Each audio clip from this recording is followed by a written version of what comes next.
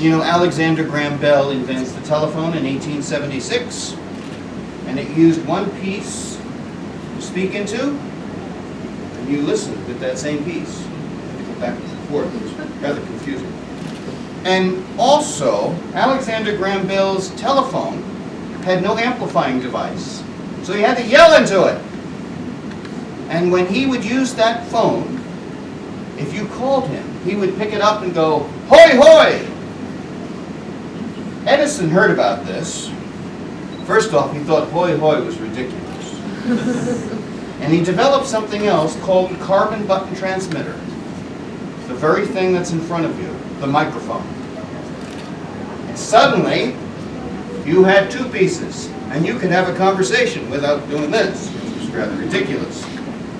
And then Edison did something else. It was very important. Very, very important. Something you use every day. He invented something that you never think of when you use it. A word. He invented the word hello.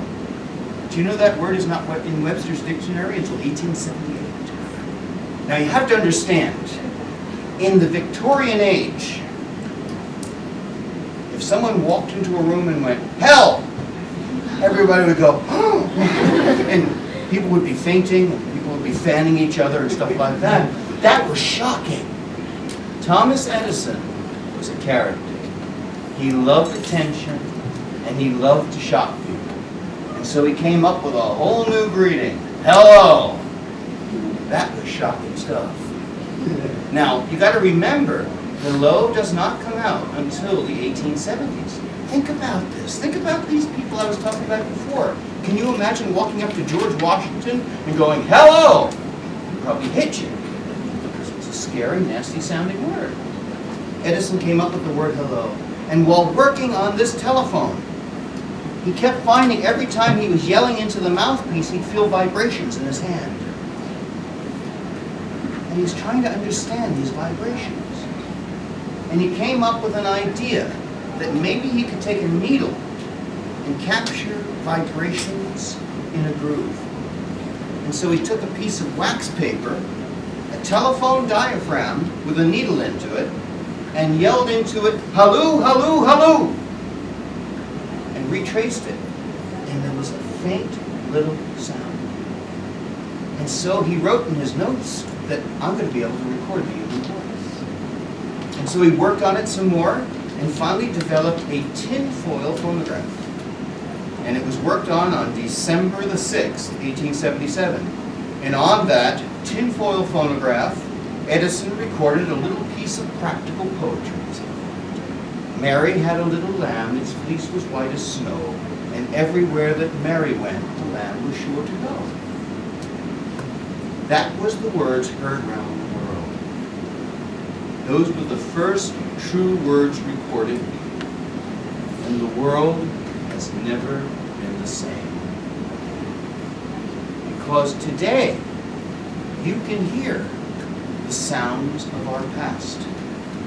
You can hear the sounds of war, happiness, music, disasters, and of course, politicians.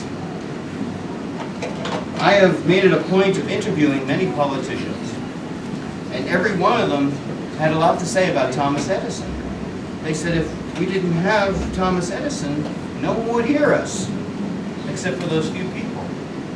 Now, I want to let you hear a couple of very, very interesting recordings.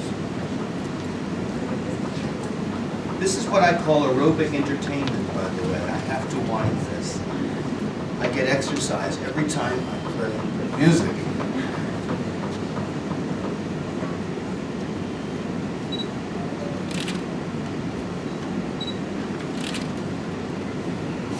I'm going to give you a few snippets of recordings here to let you hear a little history. This is a recording from 1903, 106 years ago. For those of you who perhaps like opera or have heard some, This is a tenor by the name of Francesco Tamagno. He was the creator of the role of Tello, picked by Giuseppe Verdi to play the role. This is just a piece of him singing in 1903, and I just want to let you hear a piece of history.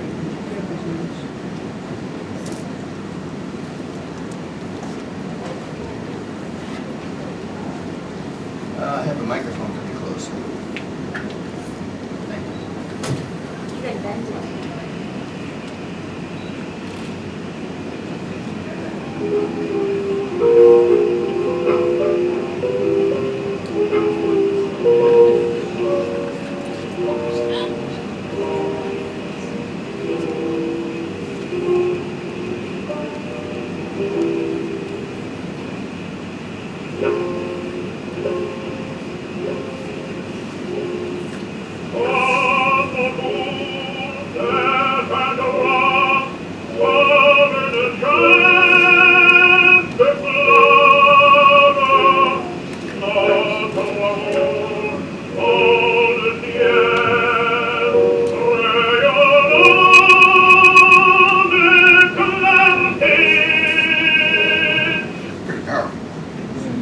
Now, this is a man who was born in 1850.